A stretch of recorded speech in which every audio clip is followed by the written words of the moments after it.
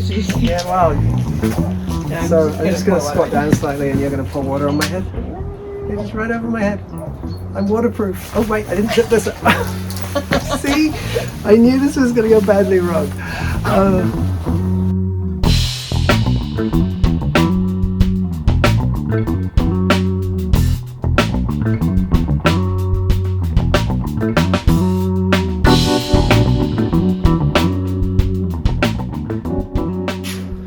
So it's very much winter outside, and when I'm biking around, because I bike everywhere, I want to stay dry, so I have waterproofs.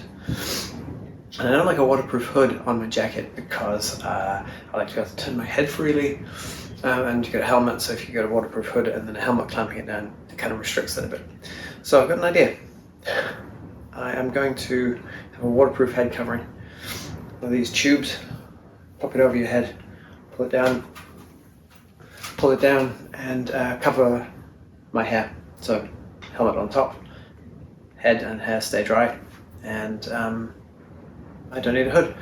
So I'm going to waterproof this cotton head covering, and I'm going to use some ordinary silicone, which is hydrophobic, and I'm going to thin it out with some shellite, which is in New Zealand what we call naphtha. So other parts of the world, naphtha. And we'll see how it goes. There's really not a lot of room in this space right now, I need to tidy up. But we're gonna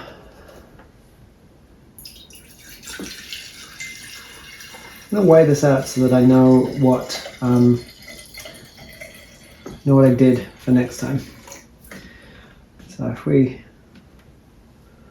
320 grams of shellite, 320 grams of naphtha, and we'll see how much. Looks like a good amount of silicone. Where's my hair? Crusty. Stir bar. Zero that out.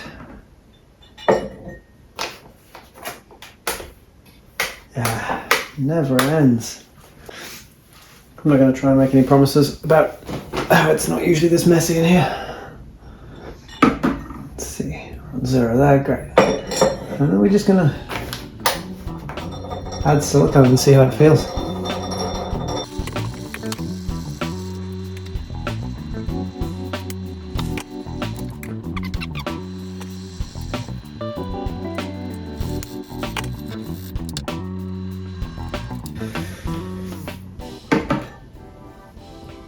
$65 grams. Something to stir with. So it turns out it was settling out a little bit on the bottom, and hitting it with the screwdriver. Hitting it with the screwdriver helped. Let's see if the stir bar will work now.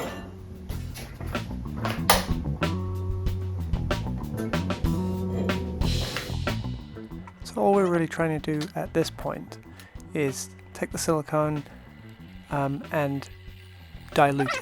We're going to dilute it with an organic solvent which will flash off. It will evaporate once we've applied it to our cotton head covering, and then it will leave the silicone behind in a very thin, even coating all over the cotton. This is the kind of waterproofing that we want to achieve. We're going to have fibers like this, and under normal circumstances water could obviously pass through those fibers, but if we make them hydrophobic, if they repel water, then we can have a situation like this figure where the water drop is sitting on top of the fibers. That's only one way to waterproof, of course. You can waterproof just by having a complete barrier, something like a plastic box. It's waterproof because it doesn't have any holes in it. Foil would be good, kitchen foil. Foil helmet might not keep the government out of your brain, but it could waterproof your head.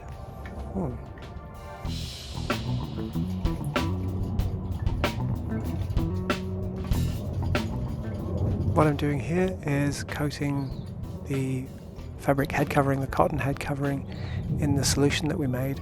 And just making sure it's really thoroughly soaked in that solution.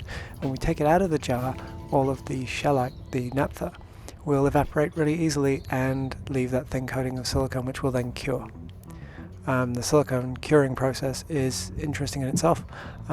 It's activated by water in the air usually, and so when you cut open a tube of caulking silicone and you start squirting it around, it starts to cure based on a reaction with the moisture in the air.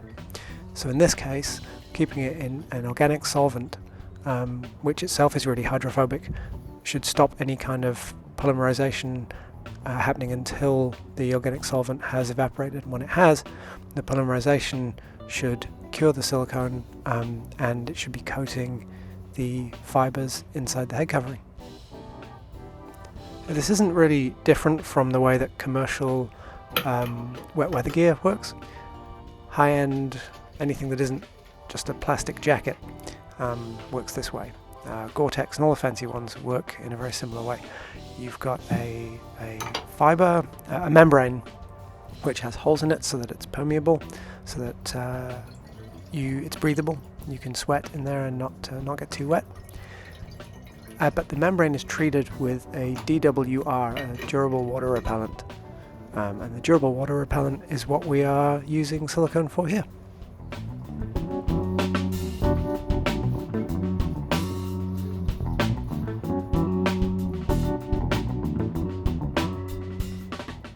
The commercial version of this, the commercial water repellents, the DWRs that go on wet weather gear, are typically highly fluorinated carbon chains, and a lot of them are PFAS chemicals.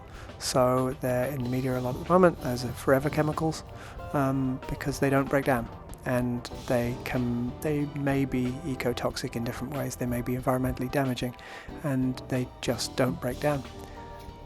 This process is not necessarily all that much better, because we are using naphtha, and naphtha is not only volatile and will have a greenhouse effect, it's also dangerous and highly flammable.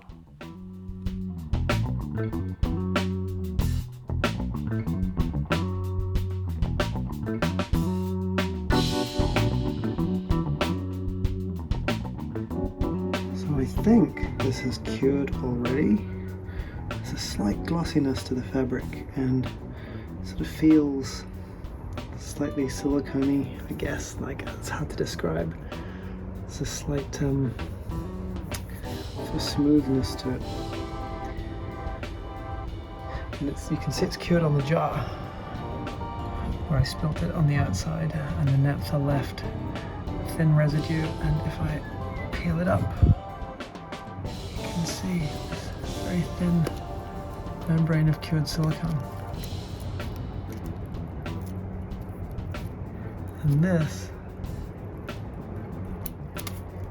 is clearly very elastic.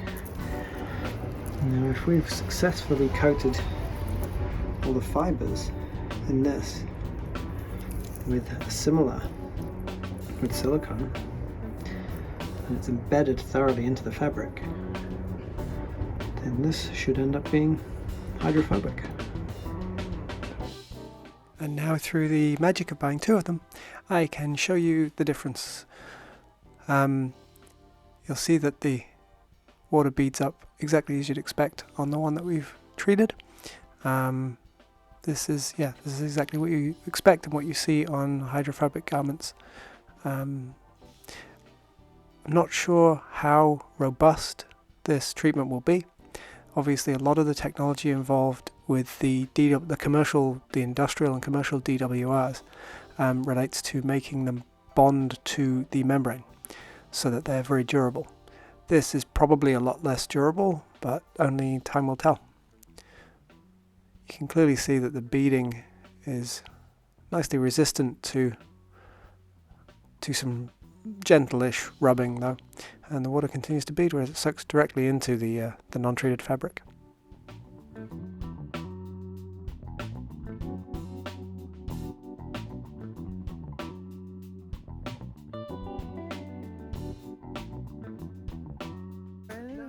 So here I am wearing my commercial wet weather pants and top for cycling, and I've got the head cover on underneath my helmet. And of course I forgot to zip up the jacket to start with, so I got a bit damp there. Let's try it again. Just keep going, keep going. And right down my front. And all down my cleavage.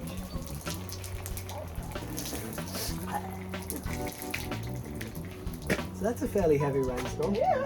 Is it empty? No, not even close. More. More. More.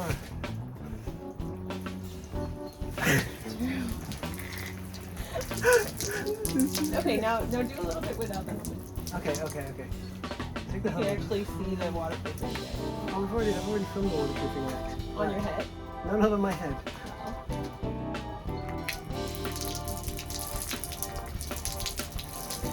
It's cold. That. I did it to myself. Yeah. Here, Okay, wait. The big reveal is that my hair is magically dry. Is it mostly? It's pretty dry.